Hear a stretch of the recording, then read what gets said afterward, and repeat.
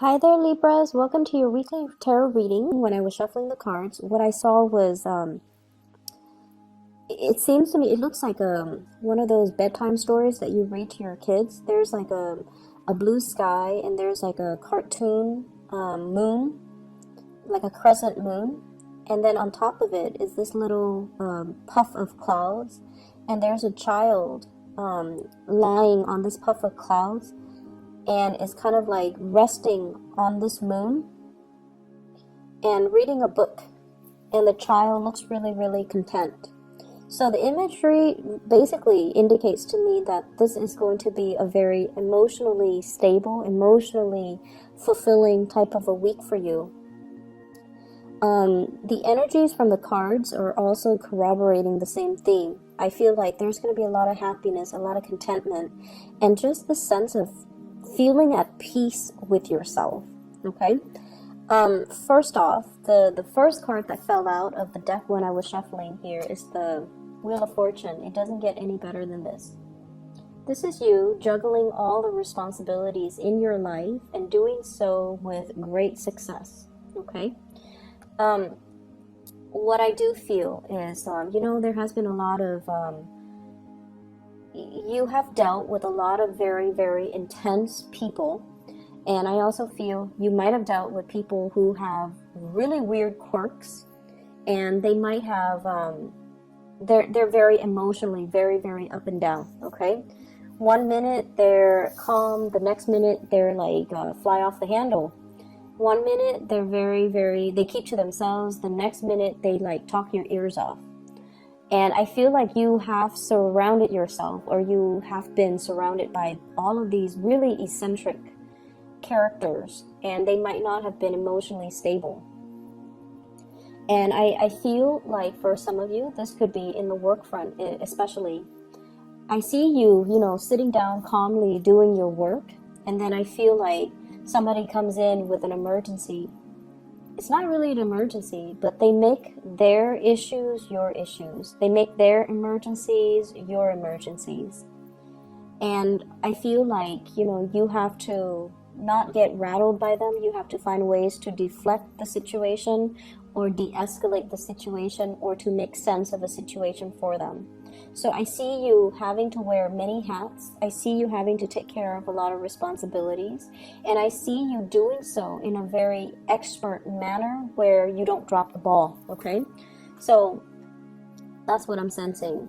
Doing a lot of work for other people, making sense of a situation for other people, juggling many priorities, wearing many, many hats, and doing so in an expertly way where you get things done. You take care of your responsibilities, and you get things done in a timely manner.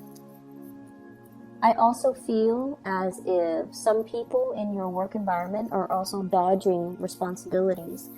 It's like not so much that they're dumping responsibilities on you, but the fact is that you're so efficient with your time and you're so good at what you do, it takes you less time to do things and with other people, it takes them twice the time to do things. And so people are being selective about coming to you rather than coming to the other people because it takes too long. And just make sure you draw very clear boundaries, and make sure you tell them, this is other people juggling two things and feeling very frazzled, whereas you're juggling multiple things and you're not frazzled at all. Okay, so you're definitely on a higher caliber, and because of that, people come to you and they want your expert advice, and you find a lot of people coming to you for counsel, for assistance, to clarify things for them. So just make sure that you do what is fair for you. You don't have to, tell them go away or anything like that, but you kind of need to draw firmer boundaries, okay? Because if this happens on a perpetual basis, you're doing twice the work as other people, and it might not bode well because it absolves the other people from doing their fair share of the work, okay? So drawing very, very clear boundaries, that needs to be said, but I feel like you're going to be able to do that. You show up here as the Empress. And once again, defending your territory, drawing clear boundaries. She has the shield up, so that means, She's very protective of her energy. She's very discerning about who she gives her energy to, and she's not rattled. If people come in emotionally unstable, she's going to be like, why don't you take a 5-minute break, come back to me when you are calmer. Or, you seem a little bit rattled. Why don't you gather your thoughts and come back to me when you have already sorted those things out. So you're not letting other people into your space who are just all over the place, who are emotionally unstable. So you're definitely defending your turf. I'm also seeing as well being very protective when it comes to children. Okay, so I see some of you too having to attend those, they're like parent-teacher conferences where you are dealing with your teachers, and the teachers might tell you things about the kids that you don't agree with. And I definitely feel like you're in the right here. It's not like you're being defensive about your parenting style, but I feel like you understand the children, and you feel like the teacher might not have an accurate assessment of of your children, so you're going to defend them. Okay, but either way, I feel like there's this sense of being able to juggle everything successfully. Your work life and your home life and your personal life balance are very balanced out, and you're successfully managing everything. You're going to work, you're making really good traction in your career, and you're making a really good impression with the people that you work with. You're handling your responsibilities with diligence and with great care and grace. And then at home, your kids, they're clean, they speak properly, they excel in school. Around bedtime, you don't feel drained. You can read them a bedtime story. You tuck them into bed, and they're well adjusted. And then with your personal life, I feel like you've already got that under control too. Some of you might be single parents and transitioning into a relationship with somebody that is a really good relationship partner for you. They will treat your kids, if you have children, they will treat your kids like their kids. Okay, so you're meeting somebody that will share the responsibilities with you. They don't keep scores as to, oh, that's not my biological kid, I'm not going to take care of it. They will love you, and they will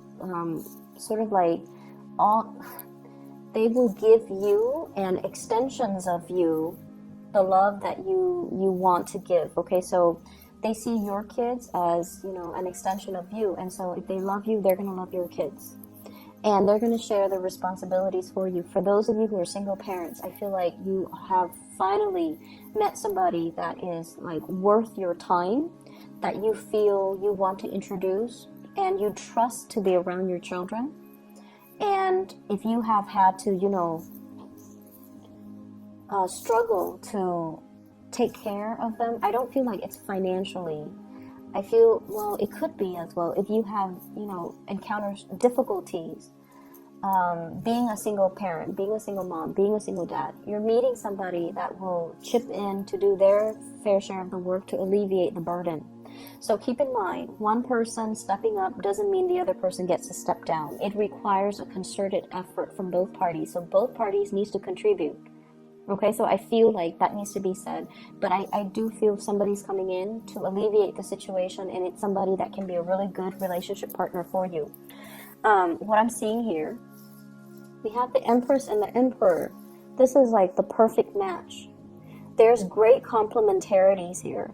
Okay, one person is like rules like kind of like the outdoors, the other person rules the public space.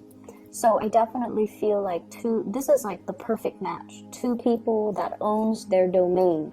Two people who are very emotionally healthy, and two people who are very successful in the world. So this is like a power couple dynamics coming together. And both people have really clearly defined roles, and they know what needs to be done, and they get to doing. So for many of you, this is like meeting your other half, or having somebody that is by your side and that will really truly be there to support you, and having that pillar of stability, that pillar of strength that you can really rely on. So it looks very good.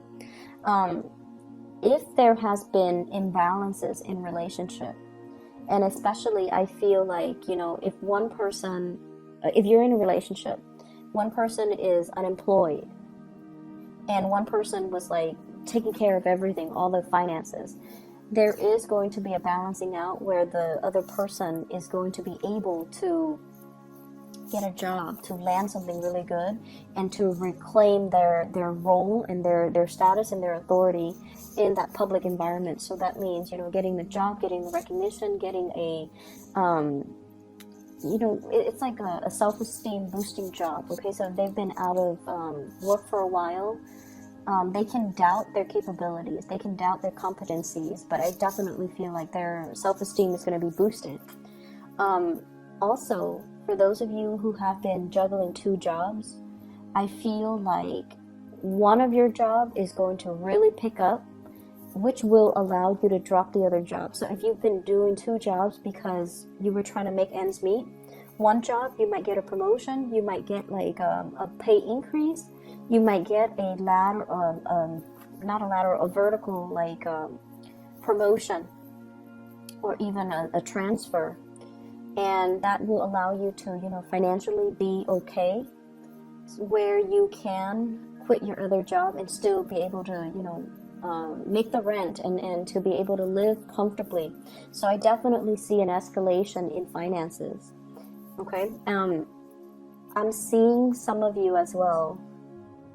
You're given a lot of responsibilities because the people that you work for really trust you. They trust your skills, they trust your ability to get things done, they trust your ability to make decisions, and they trust that, you know, when you do something, it doesn't have errors. So I see like work that is returned to you without corrections, work that is returned to you without markings in red, because you do your due diligence to proofread, to make sure everything passes the common sense test before you even submit things. So I do feel like a lot of work returned to you without any revisions necessary. And because of that, you have a track record, or you have a reputation of doing something very, very successfully, and so people don't have to worry, and that's why they're giving you a lot of responsibilities. You are looked upon really favorably by somebody that you work under. So it could be a manager, a supervisor, whoever it is that is right above you. Because with this Emperor card, this is like a boss, a person in a position of power. It could be male or female.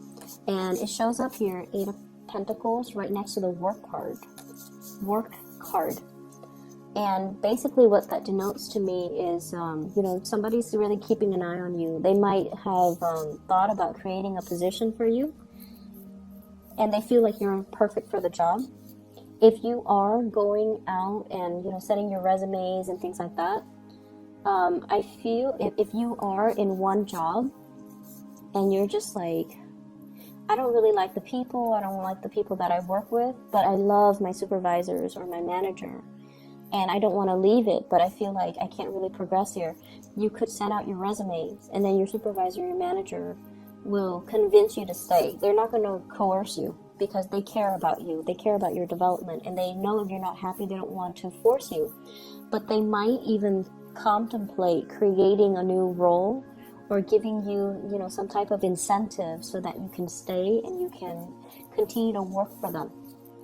Or they might even ask you, you know, what's the real reason why you're leaving?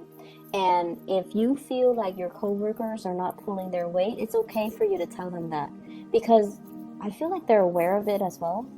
So if that is the problem, you definitely should voice your opinion and don't shy away from, you know, I see, you know, that Libran diplomacy coming in, where you don't want to step on people's toes, where you don't want to throw anybody under the bus.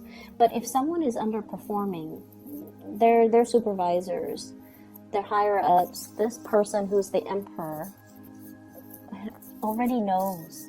They already know. They're not, you know, stupid.